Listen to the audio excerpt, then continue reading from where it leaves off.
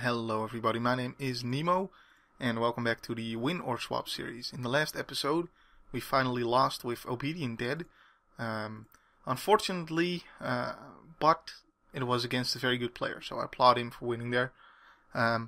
So let me sum up what we've done so far in the series. We won one game with Born of Flame. That was kind of sad. I didn't really, I wish that deck better, but we got an unfortunate loss there. We also lost with Crosswinds. I think I was very unlucky that loss. So we got only one win with Crosswinds. We got 2 wins with Mindstorms, 2 wins with Active War, 5 wins with Pack Instinct. That was pretty lucky games there. We got 4 wins with Celestial Light. We got 5 wins with Collective Might. And we got 8 wins with Obedient Dead now. Because there was one game in there where the opponent quit out or got disconnected, and I've had that happen before, and that time I said, well, I'm going to count this as disconnected. So, to be fair, I have to do that for Obedient Dead too. So that means 8 wins, not 9. So, that is the winner so far. Obedient Dead with 8 wins. And of course, Obedient Dead is a great deck, so it makes sense that it's at the top now. So, we moved on and we landed on Exalted Darkness, which is the next deck I'll be playing for the Win or Swap series. Now, let's take a look at my deck build. I've already shown this for the tier list, so there's not a whole lot here to be shown anymore. But for those of you just curious who haven't seen my tier lists, here it is. There's one interesting thing that I might consider here, which is to swap in Mark of Asylum, specifically for the purpose of the Win or Swap series. Mark of Asylum would prevent me from just going up against Born of Flame first opponent and just getting crushed by Born of Flame, because all my guys have like 1 or 2 in the ass. That would suck, so but I don't think I'm gonna do that, because even then, like, the Born of Flame player can just go, oh, I can't kill your creatures. Well, good for me then that I have enough burn to kill you instead of your creatures. So even against the one deck where this card would actually be good, it still wouldn't guarantee me a win. So I don't think I'm gonna be running it for that reason. But there's one other deck it might be decent against, which is Pack Instinct. But other than that, this card is pretty much useless, and I think it would just undermine. It would make the deck in general worse to be running a card that only works well against one deck and decently against another. But that's something I was considering, just because I don't want to go up against Born of Flame first game and lose, because that's a pretty bad matchup for this deck, to be fair. Anyways, let's move on to the gameplay now. And we're in the game. Alright, let's keep this hand. It's pretty good. This demonic tutor is putting a smile on my face, at least. Oh, it's against Mill. Well, there goes both of my Deathbringer Lieges. Something else that recently put a smile on my face is when I go to my favorite YouTube channel and I see my channel linked in their description. Of course, I'm talking about Weapons of Mass Gaming, and Bucci being such a nice guy that he puts a link to my channel. And I guess that's also because I'm also doing the Win or Swap series, and they're now doing the Win or Bin series, which is the same thing basically, except they have a better name for it, truth be told. But, that's really a cool thing of Bucci to do. To just link my channel like that, because if you just look at, the amount of subscribers they have, I'm a very small channel in comparison, so,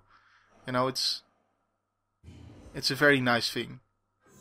So, from the bottom of my heart, Bucci, thanks. That's a great thing.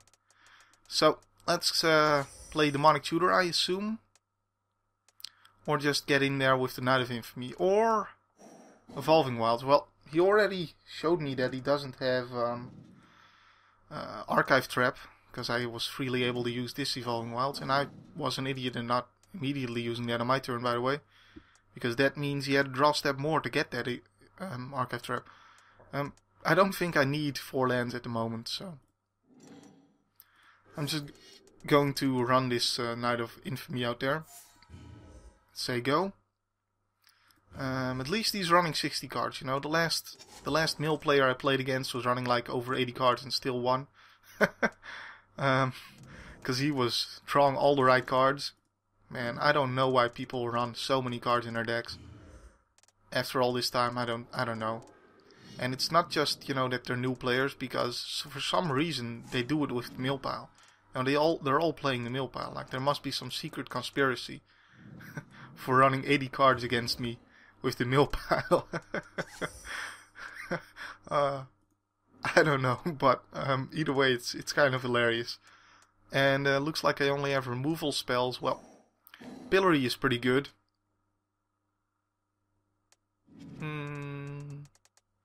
He's probably got better targets than this thing if he wants to have a body double, so I don't really need to unmake it.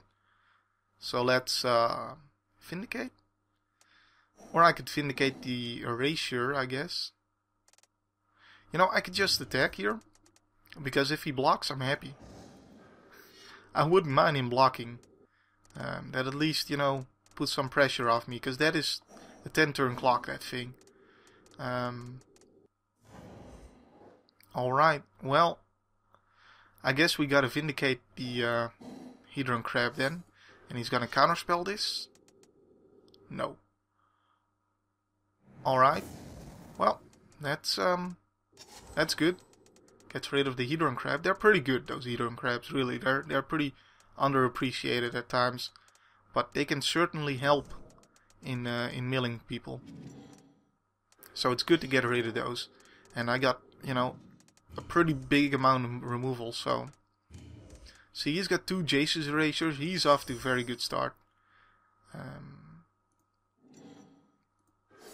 This guy comes down, and I guess I'm playing the Demonic Tutor here.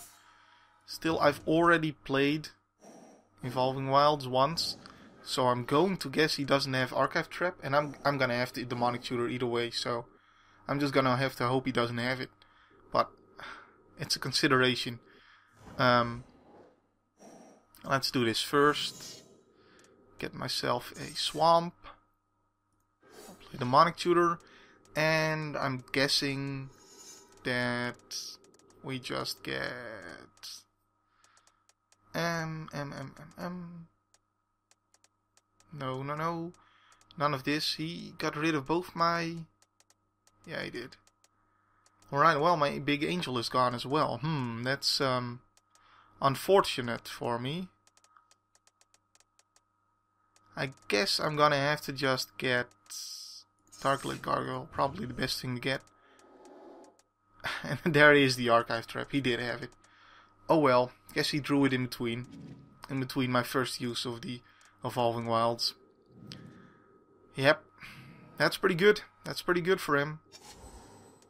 I'm gonna be forced to at least Vindicate one of the Jace's Erasures.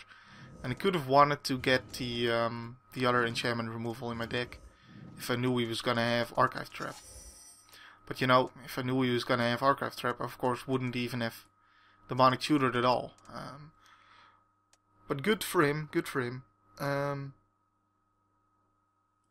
I can deal 4 damage with 1 or 3 damage with both. I'm gonna go for the 3 damage with both. Because he's probably running like, you know, Unsummon or something. And this gets around it. It's a little bit less damage, but it's safer. We're going to Vindicate one of those. Almost misclicked. wouldn't want to like misclick on my own land or something stupid like that. There's the Worship. Good. That's a dead card in this matchup. Alright, we're going to be playing Knight of Glory. And I guess we're playing Darklit Gargoyle. And besides, I'm attacking with both my guys anyway.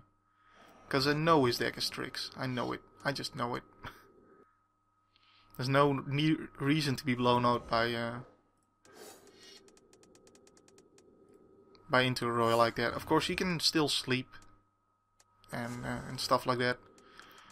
So I'm attacking for him for 3 plus 3 is 6 plus 2 is 8.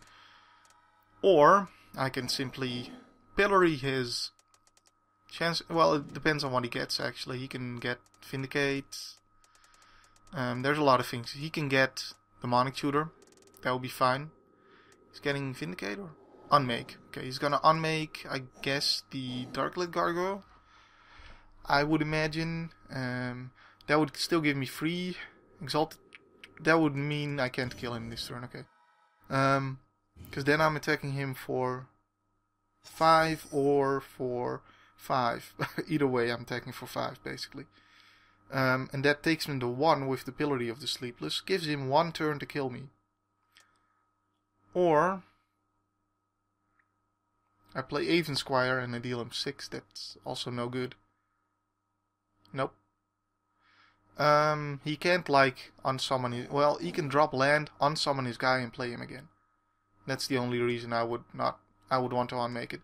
And actually that's a good enough reason, to be fair. So, that's what I'm doing. To be fair, that is actually something I need to play around. As silly as it may sound. Okay, so this is 5. So it doesn't matter if I attack with all or 1. So I'm going to attack with 1, because then I have 2 blockers in case he has aced, which his deck doesn't have. But you know, good practice. Well, it's your turn. Legendary Epic! Mills me for 1.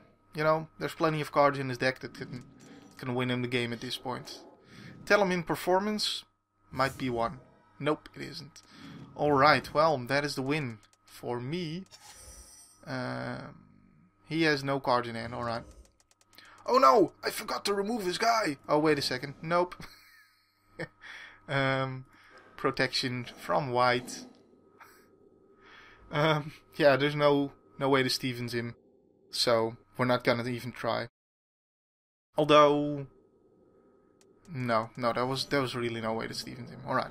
Well, I hope you enjoyed this little game. And my name's been Nemo. My name will still be Nemo in the next video. And also be on the lookout for that win or swap.